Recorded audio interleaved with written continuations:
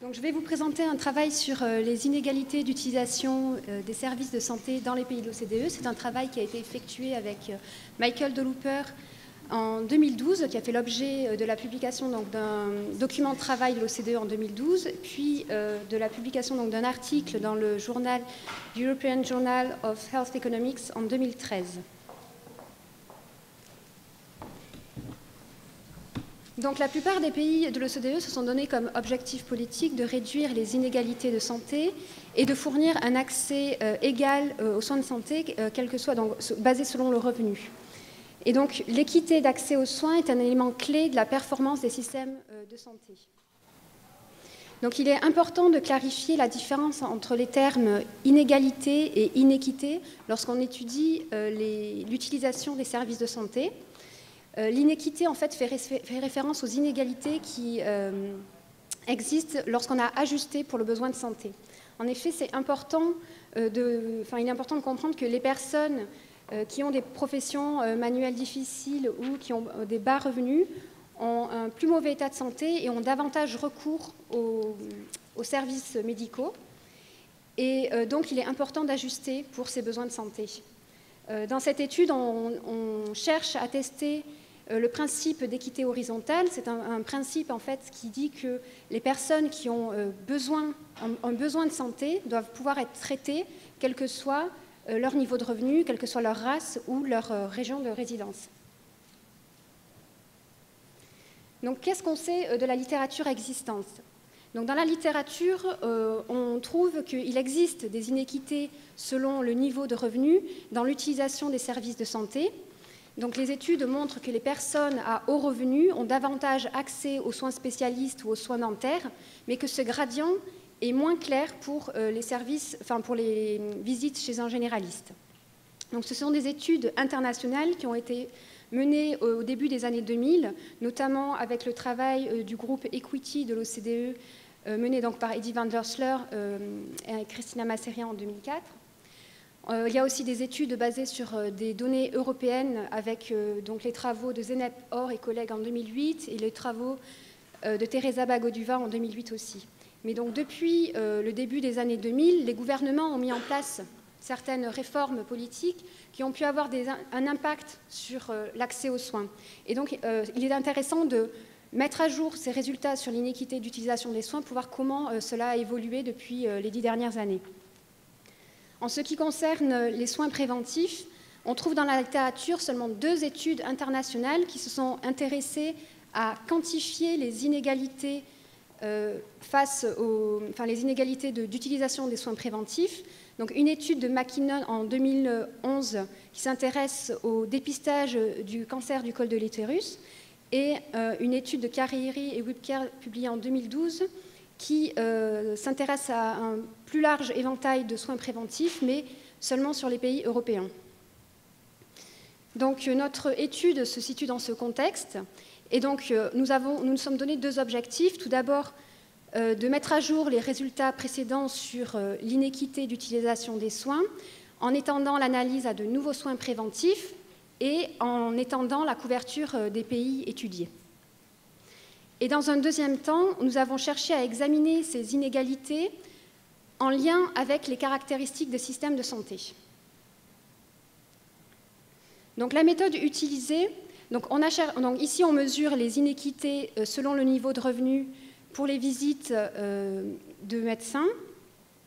Donc on a ajusté sur les différences de besoins de santé des individus et on teste donc le principe d'équité horizontale dont j'ai parlé au début. Donc la méthode, c'est la standardisation indirecte qui a été présentée hier par Yukiko lors de sa présentation. Dans un deuxième temps, on a mesuré les inégalités donc, liées aux revenus pour les visites dentaires et le dépistage du cancer du sein et du col de l'utérus. Donc ici, on n'a pas ajusté par le besoin de santé, parce qu'on a supposé que pour les soins préventifs, tous les individus avaient des besoins de soins préventifs.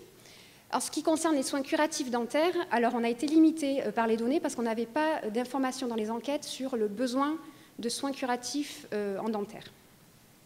Voilà, et donc pour résumer l'information, on a utilisé un indice de concentration qui permet de mesurer le degré des inégalités ou des inéquités. Donc les données ont servi d'enquête nationale de santé de 19 pays de l'OCDE. Donc on a une liste ici de ces pays. Donc en gros, ça regroupe les pays européens, plus le Canada, les États-Unis et la Nouvelle-Zélande. Donc on s'est intéressé aux visites de médecins lors des 12 derniers mois, les visites de dentistes et donc dépistage du cancer du col de l'utérus et cancer du sein. Pour la mesure du besoin de santé, donc on a utilisé 4 dimensions. La première, l'âge, le sexe, ensuite les limitations d'activité et enfin la santé auto-reportée. Donc une critique qui est souvent faite à ce sujet, c'est pourquoi ne pas avoir utilisé les maladies chroniques comme indicateur du besoin de santé. Donc les maladies chroniques, en fait, donc les personnes en fait, qui ont davantage de revenus, qui ont davantage accès aux services de santé, ont une meilleure connaissance en fait, de leurs maladies chroniques parce qu'elles leur sont diagnostiquées. Alors que les personnes qui ont de plus bas revenus, qui ont moins connaissance en fait, de l'existence des maladies chroniques parce qu'ils ne vont pas forcément chez les médecins. Donc en fait, ça introduirait un biais. Donc c'est comme ça qu'on justifie ce choix. Par ailleurs, on a utilisé donc, la santé autodéclarée qui est un très bon indicateur de la mortalité et des morbidités et aussi un bon indicateur de l'utilisation des services de santé. Donc passons aux résultats. Alors ici, on a représenté la probabilité de voir un généraliste au cours des 12 derniers mois. Donc on observe ici, donc c'est la probabilité de voir un généraliste donc, ajustée du besoin de santé. Alors, le point le plus foncé représente les individus dans le quintile de plus haut revenu et le point le plus clair représente les individus dans le quintile de revenu le plus bas. Donc, on observe qu'il y a un gradient, que les variations entre niveaux de revenus sont assez faibles. Peut-être un peu plus élevées, on voit en Nouvelle-Zélande ou encore en Estonie. Donc, ce que ce graphique ne montre pas, c'est qu'avant l'ajustement pour le besoin de santé, les personnes à bas revenus ont davantage de consultations auprès du généraliste dans 13 pays sur 17, mais qu'après l'ajustement sur le besoin de santé, ces personnes ont autant accès aux généralistes que les personnes à haut revenu, et ceci est vrai dans 8 pays sur 17. Et par ailleurs, on a aussi regardé la fréquence des visites, et la fréquence des visites auprès du généraliste est plus importante chez les personnes à bas revenus. On s'intéresse ensuite aux visites chez le spécialiste au cours des 12 derniers mois. Et on voit ici que le résultat est complètement différent puisqu'on observe de grandes variations selon le niveau de revenu. On voit que les personnes à haut revenu ont davantage recours aux soins de spécialistes comparé aux personnes à bas revenus.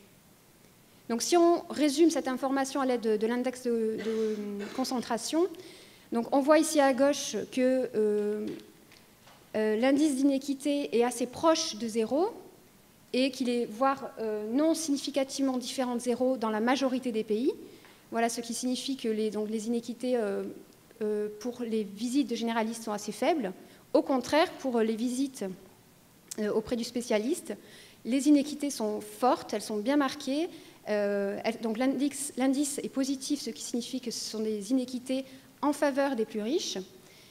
On observe néanmoins donc, que l'indicateur est non significatif pour le Royaume-Uni, pour la République tchèque et la Slovénie. Néanmoins, les effectifs des échantillons pour ces deux pays étaient assez faibles, ce qui peut peut-être limiter l'analyse et puis le fait de détecter des différences significatives.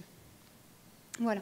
Ensuite, donc, on passe aux résultats pour les visites dentaires. Donc, ici aussi, on observe un fort gradient lié aux revenus, avec les personnes à haut revenu qui ont davantage accès aux soins dentaires.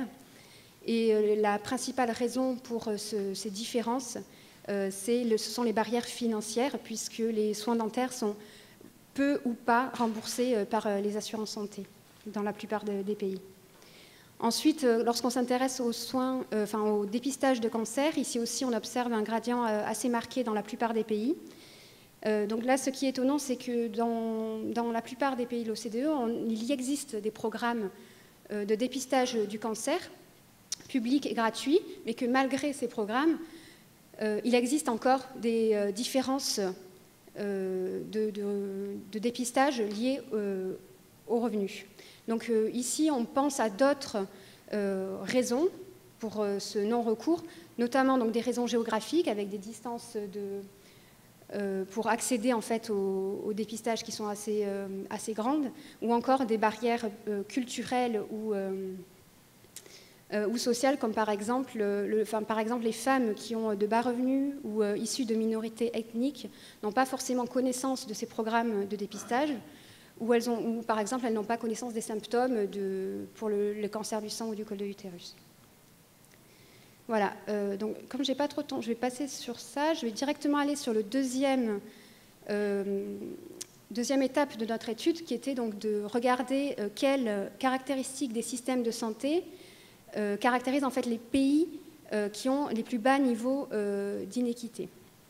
Donc on s'est intéressé à 3 dimensions des caractéristiques des systèmes de santé. Tout d'abord l'organisation du système de santé, ensuite le financement des services de santé et enfin les barrières culturelles et d'information. Donc à l'OCDE, on mène une enquête qui s'appelle l'enquête des caractéristiques des systèmes de santé. Donc on a 2 vagues de cette enquête, en 2008 et en 2012.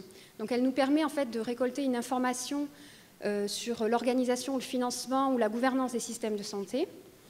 Donc aujourd'hui, je vais vous présenter 3 indicateurs de l'enquête 2012. Donc, ce sont des résultats préliminaires qui peuvent être sujets donc, à modification. Donc, ce sont des résultats qui ne peuvent pas être cités.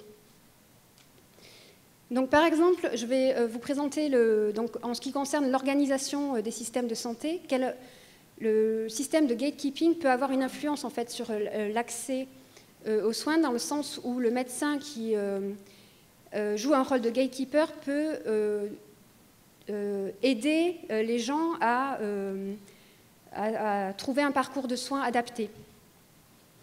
Et donc, dans cette enquête de l'OCDE, on mesure le système de gatekeeping par 2 dimensions. Tout d'abord, savoir si les individus doivent s'enregistrer auprès d'un médecin généraliste, savoir si cela est obligatoire, incité ou libre. Et d'autre part, savoir si l'adressage par le médecin primaire pour des soins secondaires est obligatoire, incité ou libre. Et donc on voit qu'il y a une grande disparité donc, en fonction des pays. Alors un autre indicateur qui est important aussi vis-à-vis de l'accès aux soins, c'est le niveau de couverture de l'assurance santé primaire de base. Donc ce qu'on entend par là, c'est ce qui est remboursé publiquement. Donc ici, sur l'axe horizontal, on voit l'ensemble des services de santé qui peuvent être pris en charge publiquement par l'assurance santé.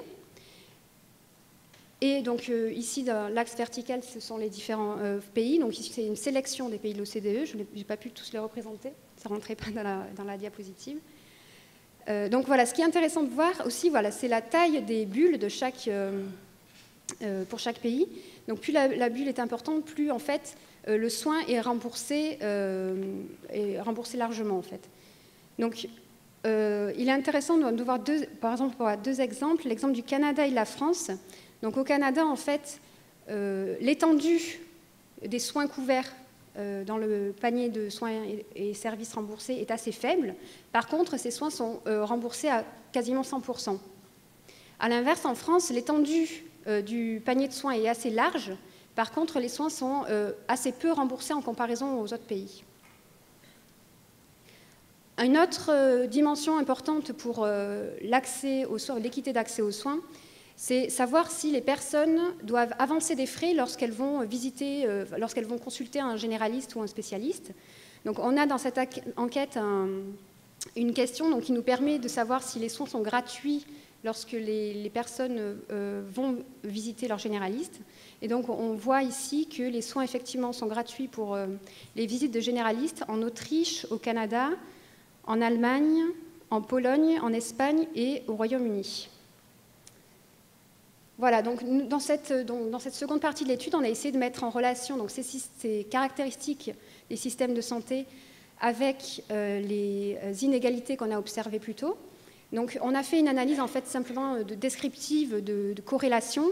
On était assez limité puisqu'on avait seulement une quinzaine de pays, donc limité par le nombre de données, et limité aussi par le fait que, bien qu'on observe ces caractéristiques des systèmes de santé, il existe toujours des exceptions, par exemple des exemptions de copaiement, des cas particuliers pour les personnes qui ont des maladies chroniques ou pour les personnes âgées, pour les femmes enceintes, les enfants, ce qui est assez difficile en fait à mesurer dans des indicateurs unidimensionnels.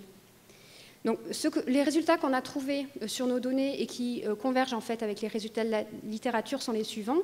Donc, on montre que les caractéristiques des systèmes de santé qui sont associés à de larges inégalités donc, correspondent à celles qui sont énoncées ici. Donc, le fait que dans certains pays, il n'y ait pas de couverture universelle de santé, le fait qu'il y ait une forte proportion de financement privé ou de fort copaiement, ou de reste à charge pour les usagers. Le fait que les soins ne soient pas gratuits lorsque l'on va visiter le médecin, c'est-à-dire qu'il faille avancer de l'argent lorsqu'on visite le médecin. Le manque du système gatekeeping, le fait que les soins soient... que l'offre de soins soit principalement privée, et enfin la non-existence de programmes de dépistage public. Alors, pour vous donner un exemple de cette analyse descriptive de corrélation qu'on a faite, donc ici je représente le lien entre les inéquités et donc le degré des inéquités et le degré de copaiement dans une dizaine de pays. Donc on voit que plus la part des copaiements est importante, plus le degré d'inéquité est important. Le R2 est d'environ 0,27, ce qui est assez faible. Alors, possiblement, ce qu'on ne voit pas ici, c'est que les pays qui ont de forts copaiements ont mis en place sans doute des mesures qui permettent de contrer les effets négatifs sur l'accès aux soins.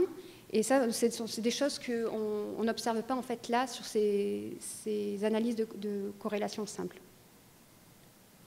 Voilà, donc en conclusion, donc cette étude a permis de mettre à jour les résultats sur les inéquités d'utilisation des soins et a montré qu'on avait une persistance de ces inéquités dans les pays de l'OCDE.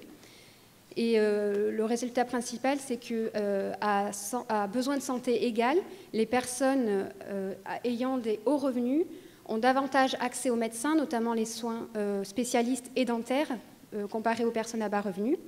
Et donc, dans un objectif de performance des systèmes de santé, il est important de renforcer en fait l'équité d'accès aux soins. Donc, quelles sont les actions possibles pour renforcer l'équité d'accès aux soins? C'est tout d'abord donc de réduire les barrières financières, par exemple en ciblant les populations les plus à risque, en mettant en place des exemptions de copaiement pour certains types de populations. On peut aussi augmenter la couverture de certains biens et services, notamment les soins dentaires ou les soins optiques qui sont assez peu remboursés dans certains pays de l'OCDE. Bien sûr, il y a un trade-off à faire, un compromis à faire avec les contraintes budgétaires auxquelles les gouvernements font face.